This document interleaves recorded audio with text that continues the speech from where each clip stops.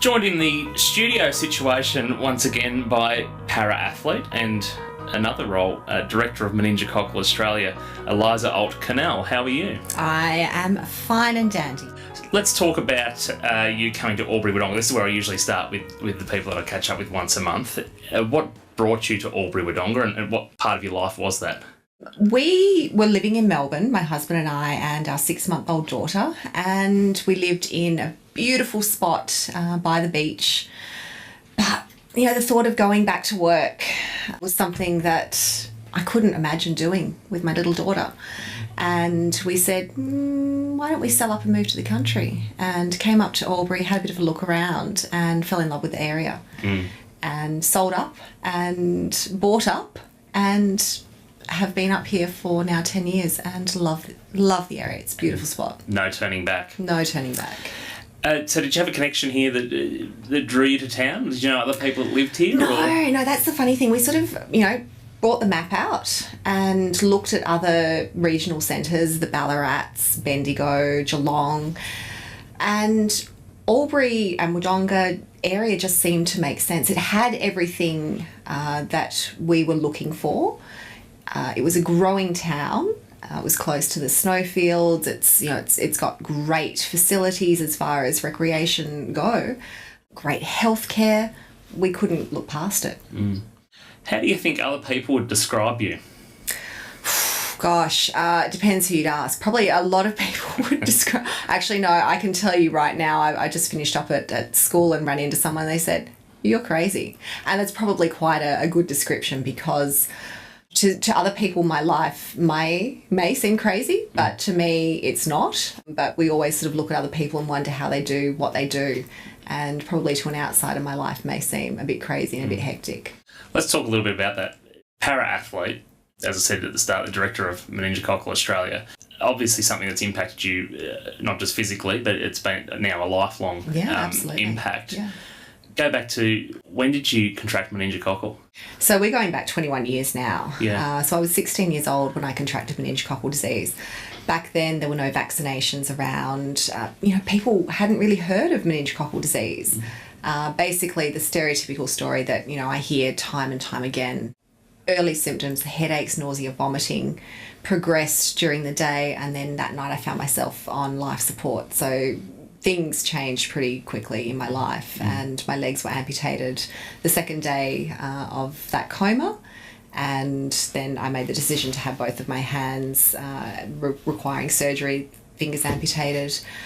Look, it was, as you can appreciate, being 16 years old and going through something like that, it's pretty, no matter what age you are when you go through something like that, it's life-changing. But I guess I like to think that it was a good time to go through something like that because, I wasn't a child that, had to go through school and had to go through, making friends and things and the thought of being different and the thought of being bullied.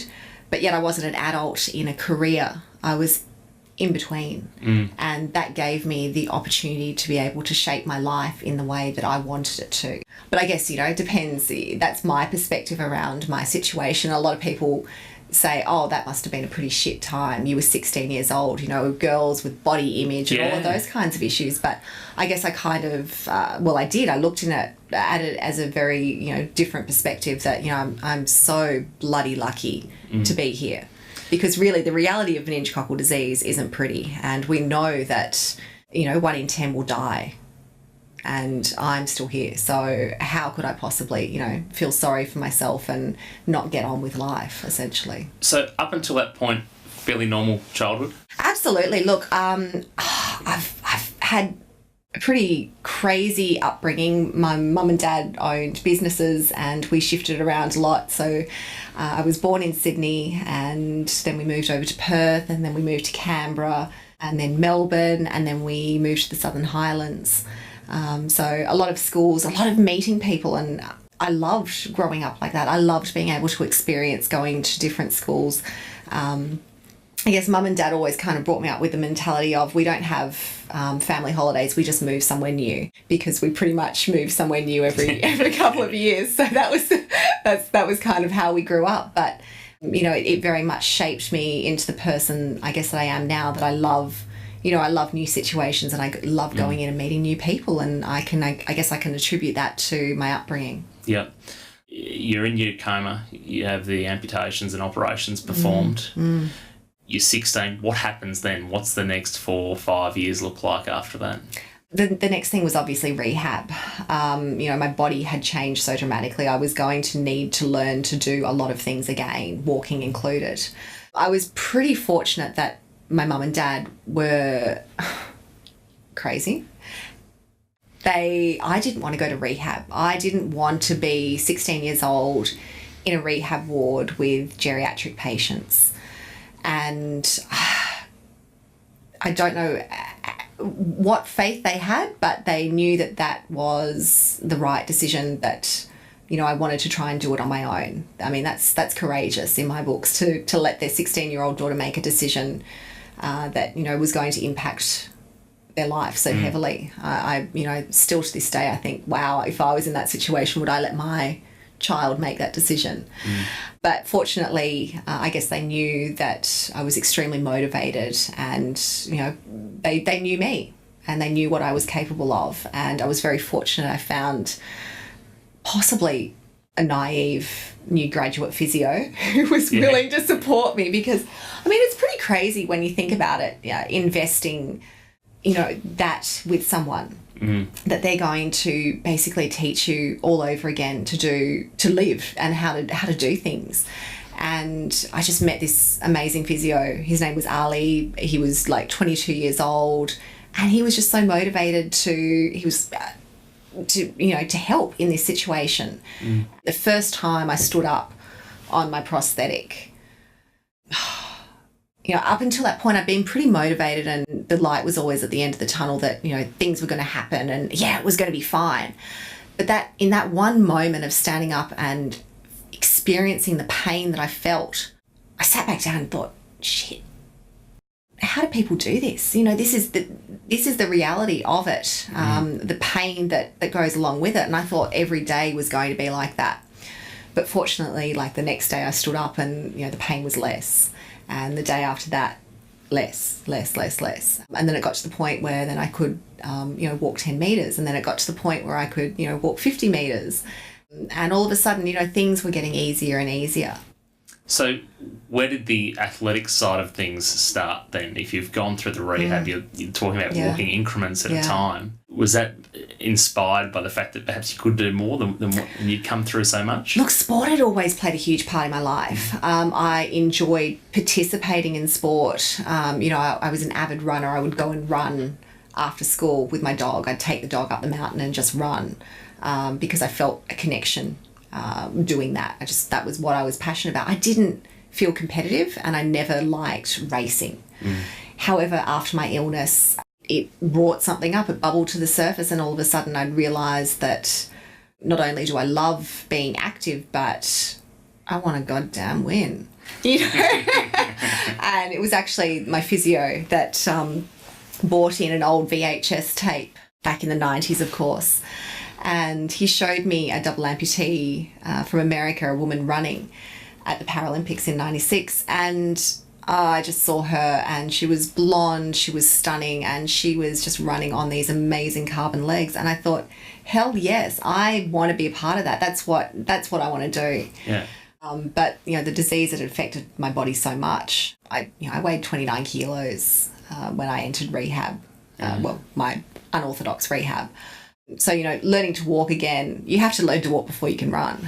You know, so learning those everyday tasks was the priority, but then the light at the end of the tunnel was, one day I'm going to work up towards getting these running legs. You sound like a very resilient person. You've been through more than any people could imagine could happen to them in their life. Do you think that resilience built with your upbringing before the meningococcal, or is it something that's continually evolved? Quite possibly. I guess people always, you know, mention that, and they say, wow, you know, you've been through so much and yet you seem to still be uplifted by what you've been through.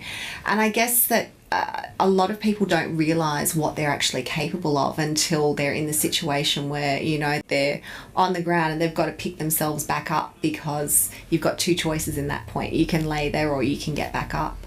And, you know, it's not until you're actually sometimes in that position that you're given that opportunity to really, I guess, showcase what you're made of. Yeah. Just been showcasing what I've made of multiple times in my life. Multiple different situations, I guess. I've been lucky, right? Yeah. It's so refreshing to hear you say that. Let's talk about employment for a moment. So how have you found employment throughout, you know, your adult life? Yeah. What have you done? What's your resume? So what have I been doing all these years? Yeah. So basically, when I got sick, I was in grade 10. I've just finished my school certificate. Yeah. And my boyfriend was a little bit older and he was going off to university, and I didn't want to stay in high school, so I was actually going to go to TAFE and do my HSC. But unfortunately that didn't happen because I got sick. However, a couple of years later, after my illness, it was probably about 18 months, I then went back and did my HSC in TAFE. And I then stayed in TAFE and I did a diploma of recreation, because I decided that I wanted to be a personal trainer, basically because, you know, I'd spent so many times, you know, so many hours of my life in the gym, that it was something that I wanted to be able to do and show with other people that, you know, they could still be active and they could be, you know, they could do anything they wanted to do, you know, with their bodies. Bodies are amazing things. So I did personal training for a few years. So actually, straight after I did my personal training course at TAFE, I then went to uni. So while I was in uni, I was doing personal training and I was doing teaching and PDHPE. But I didn't actually end up completing that. It got to a position in my life where racing, I'd already started wheelchair racing. Look, I had so many amazing opportunities to do more travel and more racing, and that was the path that I chose at the time. And I couldn't see myself as a teacher. Yeah. And so I made the decision, pull the pin and let's get on with things. Obviously, throughout that time, I was, you know, I was racing for quite a number of years, from 2000 to 2007. I also worked in early childhood for a period of time there, and I absolutely loved it. I guess I loved the opportunity to expose children to disability and to normalise it. And, you know, they would look at my legs and they would ask, what happened to your legs? And I loved being able to tell them that, you know, I had a bad disease and that I got really, really sick. But you know what? It's okay, because the doctor gave me lots of special medicine and he put me to sleep, but he actually had to cut my legs off. But look at my awesome robot legs I've got now. So, you know, there's a way that you can always market, you know, what they perceive as, and it's sometimes, you know, they'll say, do you feel really sad about that? And that's it. You know, an adult would never come over and say, do you feel really sad about what happened? They're innocent. And that it's that absolute innocence. So, I mean, I guess I loved that opportunity in my life to, you know, be able to, I guess, share with the next generation that, you know, it's okay to be a bit different. Your Meningococcal Australia position, when did that come about? Throughout the last 21 years, I've always been involved with meningococcal disease advocacy. In 2013, actually, I started doing some more advocacy work with the organisation as a spokesperson. And then it basically evolved into one day, hey, we think you should kind of take over here. And that's essentially what happened. Very steep learning curve, obviously, with regard to, you know, how do I do this? How do, you know, this is not something I've been prepped for, but I've learnt along the way, I guess. The disease is still in our community. This is a simple fact. It's still taking lives. And so many people in the community that just don't know enough. And that's why I'm motivated to do what I do, because I know that I could see you down the street next week and you may say, hey, guess what?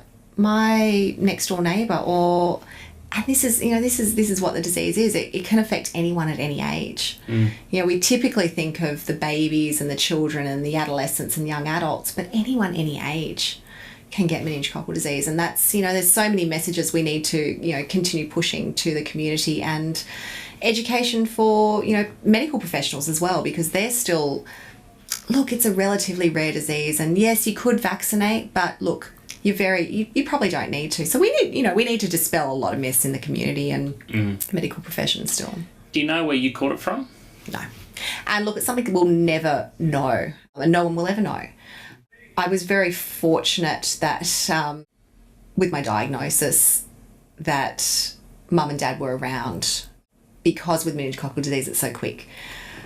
I had the early signs and symptoms. I went to bed, I took a Panadol, and fortunately the phone rang and it was for me, and mum brought the phone in, and that's when she discovered the rash. So pretty bloody lucky set of circumstances around that.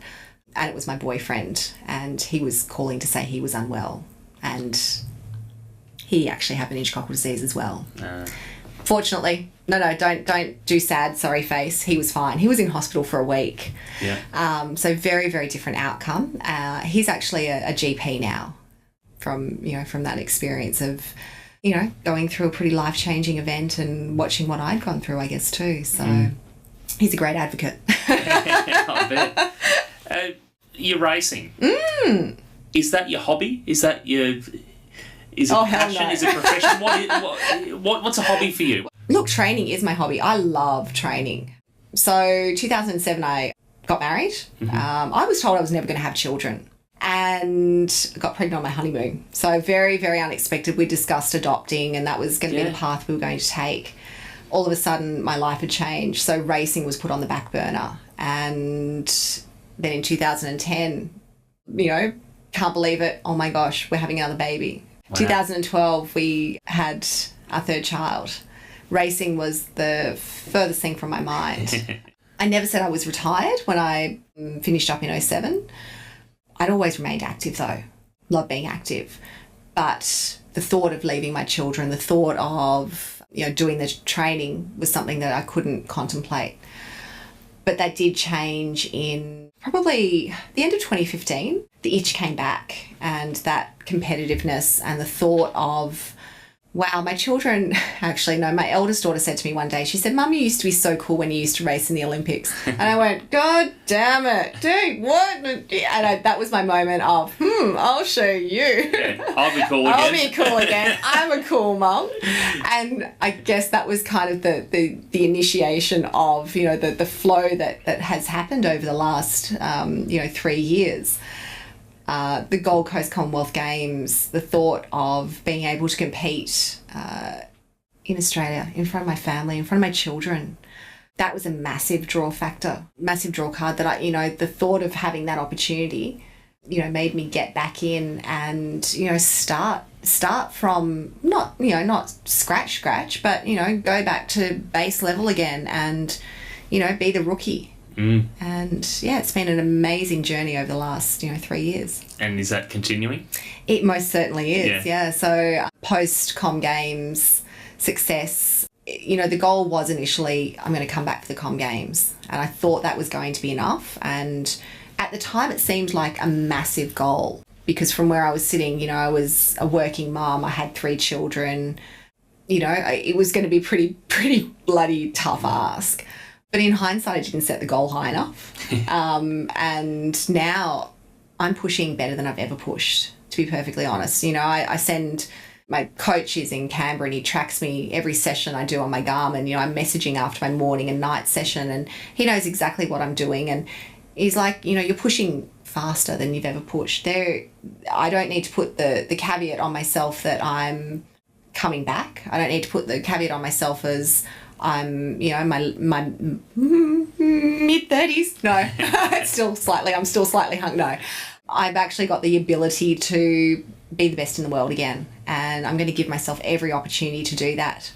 What keeps you motivated? I've got to ask you. You sound a very self-motivated sort of person, and regardless of challenges throughout life, and as you've just said, you've set your goal too low. Yeah, the goal was too low. How do you stay motivated? When you love what you do, the motivation comes, I think. And look, I recognise the fact that not every session is going to be, party cake and wine. There are going to be some sessions where you're just going to have to, grin and bear it, put your head down, put your ass up and just do the work. But most of the time, I bloody love what I do, and that is my motivation in itself. I'm motivated by my next events, which, there's always something on the horizon. I'm heading over to Zurich. I'll be racing actually on Thursday, 3 weeks' time. Diamond League Athletics. That's, that was a dream, growing up and watching athletics. It's such a pinnacle event. And now, being invited to go over and race over there, what an opportunity. How amazing. Later on in the year, I've got a few marathons. I've got Chicago, New York, and Oita marathons.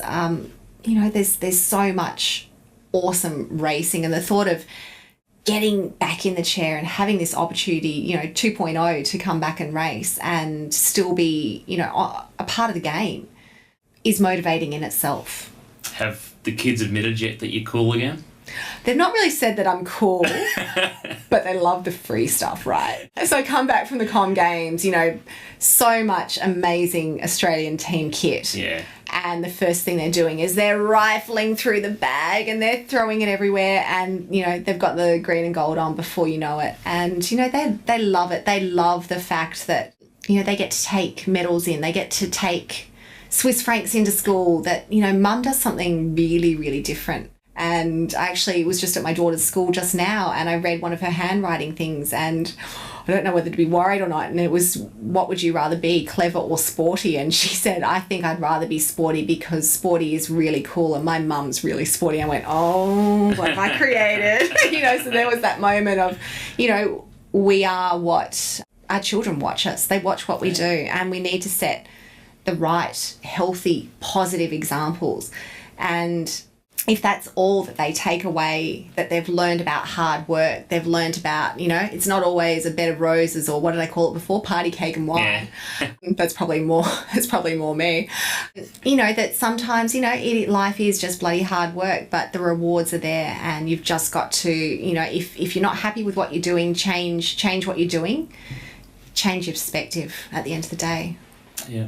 Anybody shared with you, or have you got a bit of advice that you like to share with others? Is there a favourite saying or quote or something that you think is a really good filter, perhaps to apply to life?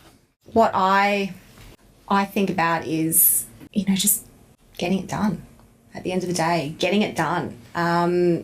We've all got these amazing opportunities in front of us, whether we choose to see them or not. Stay open-minded. Just because you think something may not be for you doesn't mean that it's not going to be for you. Take a risk. Sometimes, the greatest reward is off something that you thought that you may not actually like or may not be good at. But, life is far out, man. Life is short and it can change in an instant. So, live it. What would you consider as been your biggest achievement in life so far? To me, your life's an achievement, full stop. What do you value in what you've achieved? Look, I definitely have to say my greatest achievement is my 3 children. Our 3 children by far. With, my husband and I are just so proud of our children. Full stop. That's without a doubt. Professionally, there are so many goals that, I would love to see ticked as far as meningococcal disease awareness, treatment and prevention go. Politically, I'm working pretty hard on those fronts at the moment. Challenging. It's very challenging at times. Never thought I'd be dealing with, health ministers and departments of health and all of those kinds of things. But, that's been my, I guess, challenge in the fact that, I took that risk and I did it. I said yes to it. And I actually found that I love that side of things. And I love, doing stuff that I didn't think I'd probably particularly like, because I can see that I can see the change that's creating. Any political ambition in yourself to lead in that way? Ultimately, there's no better person as a health minister who's trying to make a change, I'd imagine, than someone who has a story to tell. Look, my husband said he would divorce me if I ever had political ambition, so I think we'll curb that one right now. But look, I'm very passionate about community causes and a lot of just people-based things. So that's not to say that, I won't have a role in advocacy in different areas. But as for political ambition, I don't think we'll go down that path. But, like I've said, maybe I need to take that risk. Maybe I don't know if I'll like it until I do it. I don't know. Never say never. Never say never. Toughest decision you've had to make in life so far? Very timely question. You've asked me that. The toughest decision was when I was 16 years old and they said to me, do you want to amputate your fingers or not? So I was actually out of the coma by the time they asked me that. And the day before they asked me that, I'd met a 17-year-old girl, so a year older than myself at the time, who had meningococcal disease, who decided not to amputate her fingers. And I saw the difficulties that she was facing in her life with that choice. Her arms basically became paralysed and dead, and it then reinfected her body, and she had a lot of internal damage. So I thank her for coming to visit me and showing me what could happen, and it ultimately gave me that strength to make that decision. And she actually passed away 2 days ago. Oh. Yeah. And, you know, still to this day, it was obviously a very timely question that you've asked that.